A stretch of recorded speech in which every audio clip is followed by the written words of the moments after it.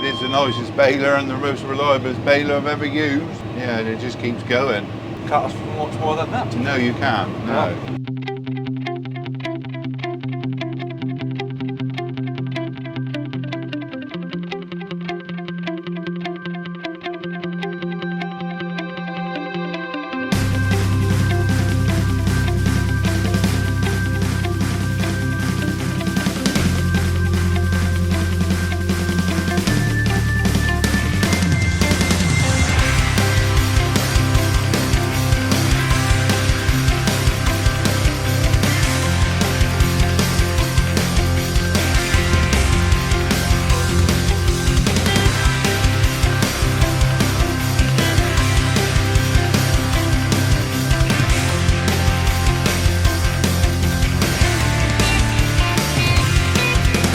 Ladies and gentlemen, hello and welcome along once again to another customer review from us. This time it is all about the latest generation Krone Big Pack large square baler, and to share their thoughts on the machine we have Mr. Edward Evis here, who works for Stuart Partners down here in Devon. Are we in Devon still? Yeah, we are. Yeah, we are still in Devon. Yeah. It's been a long week and we've crossed a lot of borders. So yeah, Edward, just to kick off, just to explain a little bit about the business. We are farmers and contractors down here in Devon. We farm roughly 2,000 acres ourselves and do all aspects of contracting as well. Right, and what sort of contracting do you do in this area? Mainly foraging, a lot of baling, all arable work, with slurry. Yeah, we do all of it, to be fair, apart from umbilical. We don't do a lot of umbilical. Right, you leave that one alone. Yeah. Right. And, you know, just driving around this area, it looks quite a varied and sort of diverse area. What's your sort of customer base like? Predominant, maybe a bit half and half now. It would have been predominantly dairy, but I'd say a lot of it's, we're mainly arable out through here, but there's still a lot of dairies. Yeah, half of our silaging would be dairy work and the other half would be digester work. All right, so it's fairly shifted over here, is it? Yeah. So, on to this Krone Big Pack Gen 5, is it this one? Yeah. Gen 5. So just first of all, just sort of explain a bit of big square baler history, because I believe you've got a few of these now, have you? We got 3 of these. You got 3 of these, right? Yeah, 2 HDPs and 1 just a standard high-speed one with a cutter in it. So that's this one? No, this is the newest one. Oh, this one's got a cutter and he's HDP. Right, so it's got the high density bit, yeah, and it can chop as well. Yeah, which we are chopping now. Right. Well, that's it today. Just explain what we're up to today. We are baling our own silage today because we finish about 2,500 beef cattle a year as well. Right. So we've got anywhere from 300 to 1,000 beef cattle at the farm at one time as well. You have got enough to keep you busy, haven't you?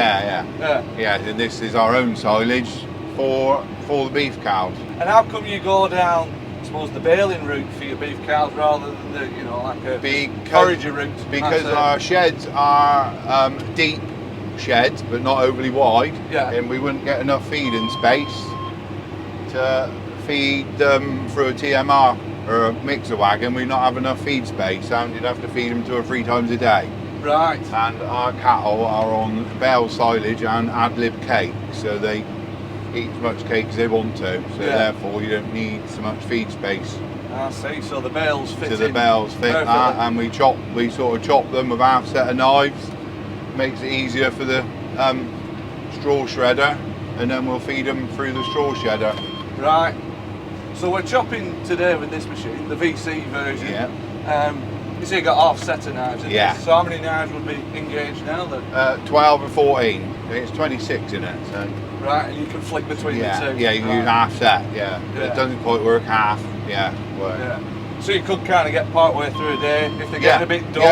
Change the other side. Generally, I keep the 12 set for when it's stony, and then the 14 set for when it's nice going, and then you're not messing up both sets of blade. And what sort of, I know it's a bit difficult to say with a baler, but what sort of chop length do you kind of get with it? 4 inches. Yeah, something like that. You can put every one in, but where you'll have I find we'll have lumps of grass falling off the bales, and then when we haul the bales back to be wrapped at the farm, you'll have lumps of grass falling off them everywhere. Right. So we could chop it even finer, like 2.5–3 inches, but you know, we just find that half a set of blades, about 4 inches long, works for us, and we're not leaving bits of chopped grass all over the field. That's it, just keeps it all together a bit, especially when you're transporting it as well, 'cause you've got a fair bit of distance to transport as we well. have from here, Through the middle of Exeter. Yeah, right through the middle, yeah. So you've got your 3 current big packs at the moment. Yeah.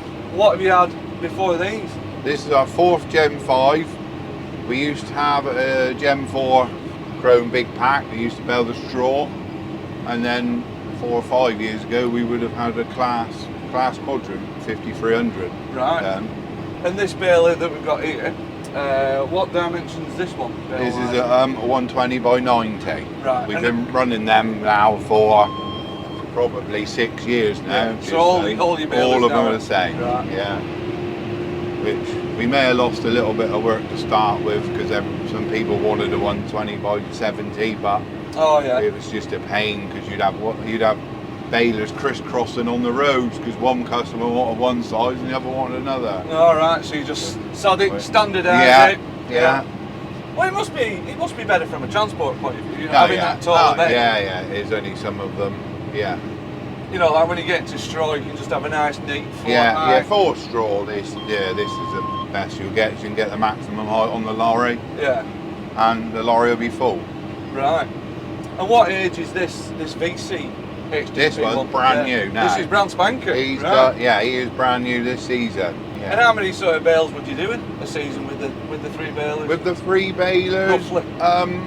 In excess of, some years we'd get to 30,000 bales, I expect. Yeah.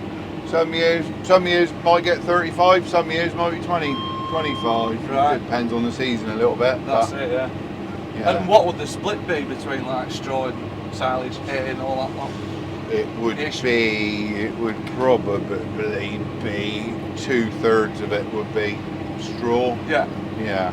And having, you know, several chrome big packs now, have you noticed a difference, I suppose you could say, in the balers' evolution and how they've developed over the years?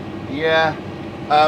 These Gen 5s, they're just nice. They're just lovely balers to use. Obviously, you've got the string boxes that fold down hydraulically, so you're not That's fighting impressive, with. that, isn't it? Yeah, you're not fighting with balls of string up above your head. Yeah, dust falling on your head and down your head. neck. Yeah. These have got the extra string boxes on the back, so you will carry enough for a good day's baling. Yeah. They're easy. These newer ones are easy. They're not a lot to maintain.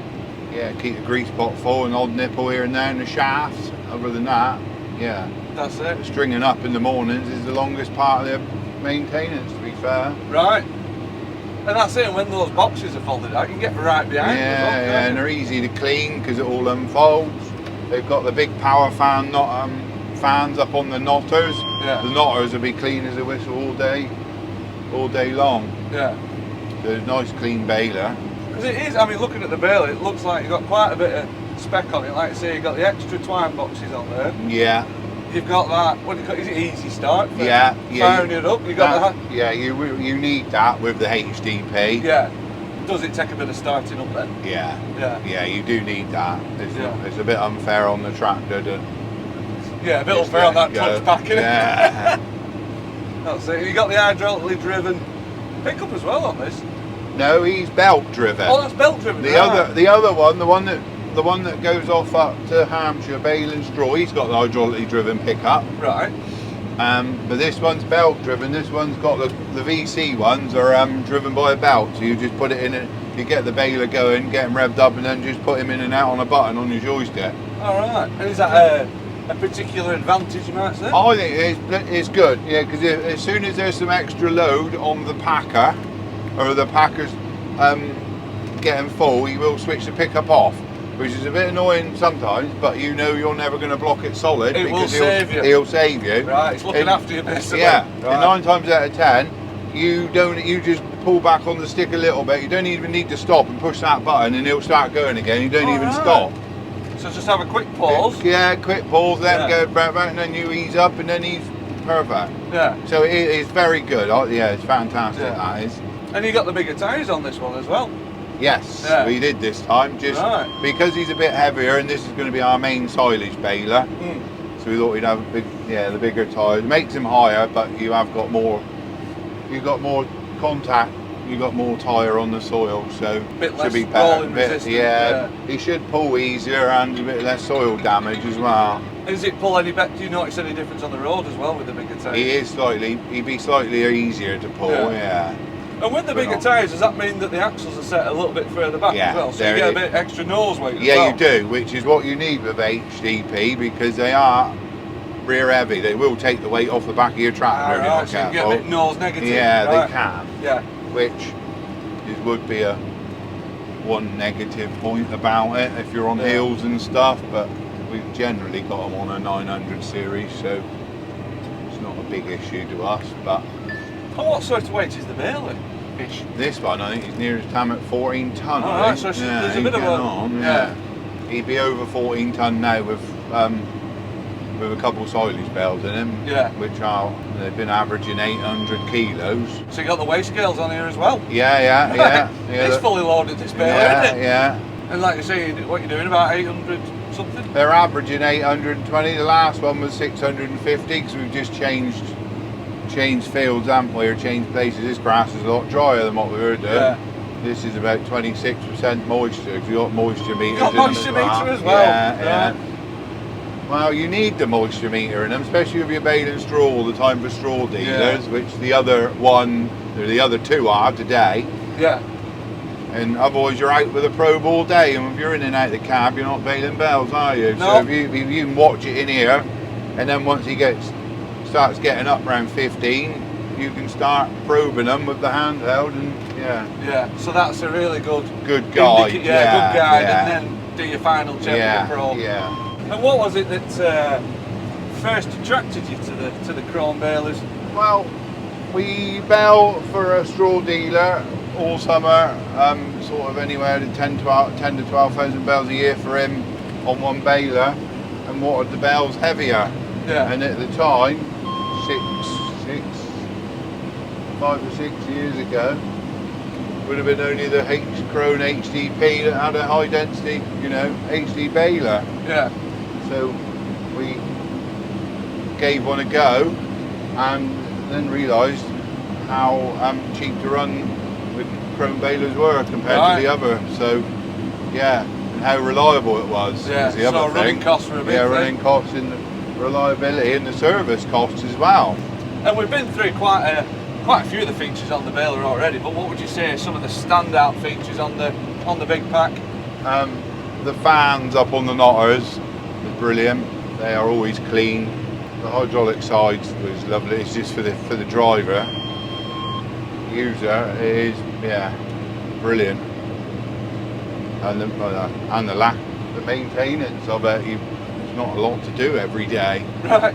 Like I say, the biggest job is stringing filling it up with string after a long day. Yeah. And there will be, I presume, there'll be very little shear bolts on this, isn't there? No, none. There's none. One on the. There would be a shear bolt on the needles.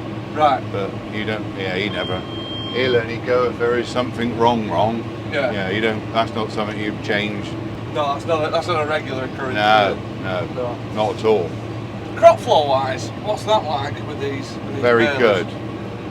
Very good. They're in a lot of because baling a lot of silage. Obviously, later on into the year, a lot of it's tricky, sticky, short, horrible grass. But we were a bit concerned when we first started using the chrome baler that we wouldn't bale all the wet, short grass. But we've got them very well, and they're in a lot. You won't bale. Yeah. So it'll handle quite a variety. Yeah. Including the straw and everything. Oh yeah, the drier crops it just flies through. Just flies through, yeah. And what would you put the good crop flow down to?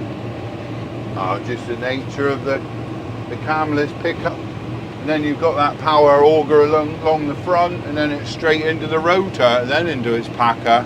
Yeah. So the two VC ones we got, they're very, very good, yeah. And bale density wise and bale shape? What are they like? What's it like coming out of this?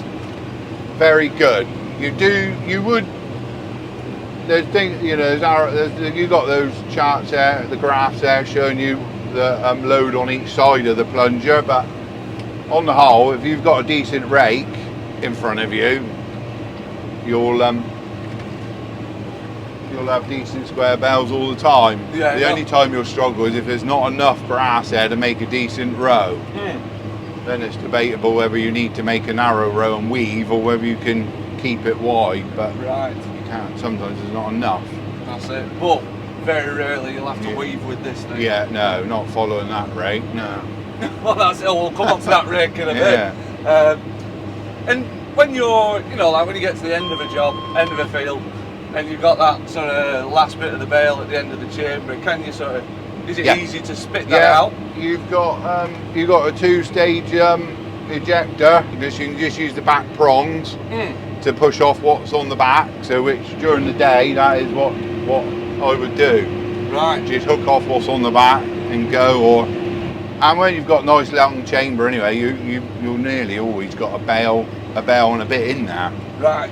So you're never starting off from afresh. Which makes life it makes rebaling these bales at 700-800 kilos each isn't much fun. No, I can imagine that, especially when you're trying to drive over it. Yeah, exactly. And does it take much driving this? I know, especially with the knives in on this as well. Does it take much driving? No, not silly. I wouldn't have said it on the flat. 280 horsepower handles it a treat. Yeah. It's not until you got to pull it up a hill, then that's when the 939 comes into its own. Yeah. That's when you want it, when you're on slopes, that's when you want the bigger tractor. Yeah. It's not the actual driving of the baler, it's pulling it. Yeah, that's it. It's like that old adage, isn't it? It takes weight to pull weight. Yeah, quite. Yeah. And stability of the baler as well. I mean, obviously you've got a few hills around here. Is it a stable? We talked about the nose weight of it before. Yeah. Is it quite a stable machine?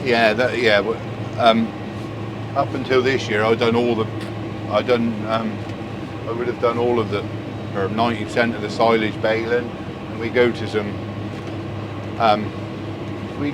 right nasty places, to be honest. And some of the slopes we go on, we think, but what we doing here? Yeah, we shouldn't really be up here with 13 tonne of baler and 12 tonne of tractor, but there wouldn't be many places I wouldn't go, and as long as it's dry, you'll stop. And going across the sides, they're very good. Yeah. He's really stable. Obviously this one's a bit higher, being on the taller wheels, but I don't think it's been a problem so far. And what she like to set up and sort of, just get on with, really? Just get on with it. Get the chamber full, put in auto, and then just up and down your percent, up and down it a bit. Yeah, go really. Yeah, so you can pretty much do all your baler setups. Everything done in there. Yeah. So you do all your density in there. Your density in there. You can change the load on the packer, your wad size, and then you've got graphs there showing you the load on the packer and the load on the rotor. Yeah. And then you've got your wads flat sizes there. You can do knife selection through there as well. Yeah. Yeah. All right. You can't change. You can put them in and out. Yeah. And you can drop the knife bed in and out from in here, but you can't change from 12 to 14 or change how many knives. That's done out there on that turnbuckle. Right. And when you are sort of dropping them all the way out, is that mainly for like blockages and things like that? Just can you drop the floor as well? Yeah. Yeah, you can do that. No, the knives come out of the floor. Right. Yeah. Yeah. Yeah, no, the floor doesn't drop. The floor has got holes in, grooves that the knife's got through. Right. Which that would be my only criticism of the cutter. Our previous baler, the whole knife and the round baler, the whole floor drops, so you've got an open hole. Right. Which, when you've got a blockage, that would be better, in my point of view. But when he blocks, he'll pull the knives out anyway. Oh, and automatically does that, does it? Right. But I suppose with that auto stop feature, it's trying to stop you from doing that. Doing that anyway. Yeah. And have you had any issues, niggles with the baler at all? We had one of the real first Gen 5s. We did have an odd niggle, I'm not going to lie, but Crone's backup, between Compass and Crone's backup, you forget all about them because they're so good. There was, there was an incident when there was a bearing went in the packer in one of the early ones, early days, and they had us another baler within 2 hours, and within 12 hours the next morning they had a baler down from Crone with a cutter in it so we could carry on, like. Right. So you can't, and everyone gets problems. It's just how you deal with it. How you deal with them, and their backup is fantastic. You say that's Compass tractors, that Compass and Crone between them. Compass can't sort it out. Crone are helping get something here as well. Yeah. That's it, especially with a machine like this. It's not exactly something you want a lot of downtime on, is it? No, exactly. No. And how often would you keep the balers before trading them in? Usually do about 2 or 3 years. Yeah. Yeah, sort of depends what they're worth. Yeah, what it costs to change. Yeah. That's it. What the deal is at the time. Yeah, exactly. That'll be a lot of it. A deal at the time. Yeah. Anything you'll be sticking with the big packs for the foreseeable? I can't see another baler that's going to do what we want to do and be as reliable. No. Right. I can't. No. High praise. Yeah. No, definitely not. It is the nicest baler and the most reliable baler I've ever used. Yeah, and it just keeps going. Can't ask for much more than that. No, you can't. No. That's it. Before we wrap up, I've got to ask you about something you alluded to earlier, which is this monster new 4-rotor rake from Crone, which I think, what is it, the TC? Hang on, let's have a look. 1570 4-rotor. Yeah. Which is kind of an alternative. Well, I suppose it sits between that massive 6-rotor and their current biggest 4-rotor. It sits around there. You were playing with it this morning. How did you get on? What were your first impressions? All right. Yeah, very good. Yeah, it's a lot stabler. It follows the ground a lot better than the 14. Is it 1470? The other one, the 4-rotor one. Yeah. Yeah. Yeah, very impressed. And we do run a 6-rotor anyway, a Squadro 2000, so it's very similar concept to that. Yeah. With that sort of V shape. Yeah. That V yeah. frame. So it's not totally new to us, but that would be that much wider. So, and running an 1180 forager, we struggle getting enough grass in a row. Yeah, it would be the next step on anyway. That's it, and that's it's just over there, that's the rake we've been following today. Yeah. So what do you make of the swaths? Lovely, smooth, square row. Yeah. Just a nice box, isn't it? Yeah, it is. Yeah, perfect. Yeah. And do you think this kind of rake that Crone's come out with, like a big 4-rotor, do you think that's something that might suit your business? Could you see it fitting in? Yeah, that'll fit in very well, especially for the second cut, third cut, and then first cut for the forager. Yeah. Would you still keep your 6-rotor for the forager? No, probably not. No, we don't use the 6-rotor as much as we should because we can't get it around enough. We only take it to certain places. Yeah. Whereas this one, I mean, I was following you through the middle of Exeter with that. Yeah, that 4-rotor, and it looked, he's sound, wasn't it? Yeah, no, he's very good. Yeah, he's nice to pull, smooth. Yeah. He's narrower than the tractor, so no wider than the tractor. So very so manoeuvrable. If the tractor goes, that's coming. That's right. Yeah. That's it. And do you think it will just offer you that bit more flexibility? Yeah, because you haven't got to have them out at 15.5 metres. You can shut them in a bit. Yeah, because it's got, I believe, I was just talking to him before, but I think he's got a massive working range. It's like 10.2. Yeah. Which is almost a big 2-rotor. Yeah, exactly. All the way up to 15.7. Yeah. That's massive, isn't it? Yeah, it is. Yeah, and that's why we like the 6-rotor rake, because he'll come right in to next to nothing. He'll come in narrower than the 4-rotor rake. Right, it's just a long thing. Yeah, that is the only downfall. Right. Whereas that might eliminate a bit of that. Yeah. And those massive, I suppose you might call it, massive jockey wheels at the front that the V-frame's resting on, does that make a big difference? Yeah, because he's a lot, when you're turning on the headlands and that, he's a lot stabler. Yeah. He's not rocking and twisting and flexing. And there's something else to hold that rotor steady as well, going across the ground. Yeah, and it's in front of the rotor Yeah, as well, exactly. so it can follow them it'll dips help and the with contours. yeah, it should help with soil and stone contamination. Yeah. That's it, especially a year like this. Yeah. No, it looks a fair thing. And could you get plenty of overlap with the the front to rear rotors? Yeah, you just got to bring it in a bit. It's just sort of getting used to playing with it, to be fair. And that's what it'll do. Because obviously, if you were raking for a forager, you'd have the back rotors out a lot wider. Yeah. Because he's got a 3 metre header. So then that would increase your overlap between the two rotors as well. Yeah. Whereas we've got them shut up for a baler row, you can't quite get your full width on the front ones, which was getting that right in the first field. It, yeah. I think looks like it got it a bit better now. Yeah, it looks like it's set up all right now, doesn't it? Yeah. And it looks like it's got a few tricks up its sleeve, like the independent control where you can bring you can bring the right hand in and out for going in and out of corners. Yeah. Did you use that much this morning? Yeah, well no, not the first field was square, and then that field the corners were nice and round. Yeah. But I can see that you would use it a lot. Yeah. First time round, because that's what lets the 6 rotor down, is going in around the first time round, going around corners. You nearly have to rake all the corners twice because you can't cope with going in round. Yeah, shallow that. Because he's so wide, you've got to turn to sharp, he'll end up pushing the inside rotor, outside rotor backwards. Alright. So you have to pick him up and try and arc him off, which that one didn't seem to do that as bad at all. Right. And I believe it's like, you can fairly well go to town on it with like even automatic like section control. Yeah.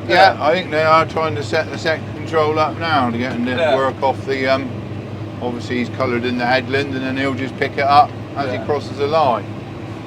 And when you were using it, did you have it all sort of assigned through, the tractor's ISA buttons? Yeah, all the buttons, all the joystick buttons are doing the rake, yeah. We've been using that for 4 or 5 years now on the chrome rakes. Yeah. The Fendt joystick lends itself very well to that.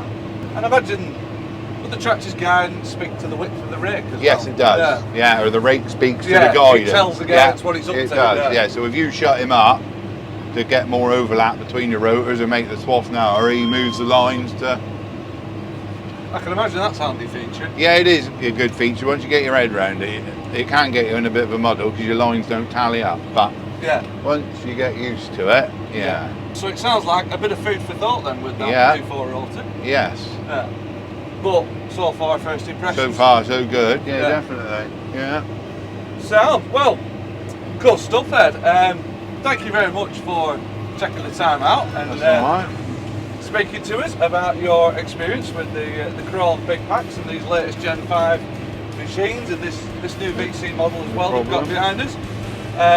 As ever, hope you guys have enjoyed watching that, and hopefully you picked up a little bit of something from it. As ever, go check out LandPower TV for loads more reviews and custom reviews like this, and we will see you again next time. Thank you very much for watching.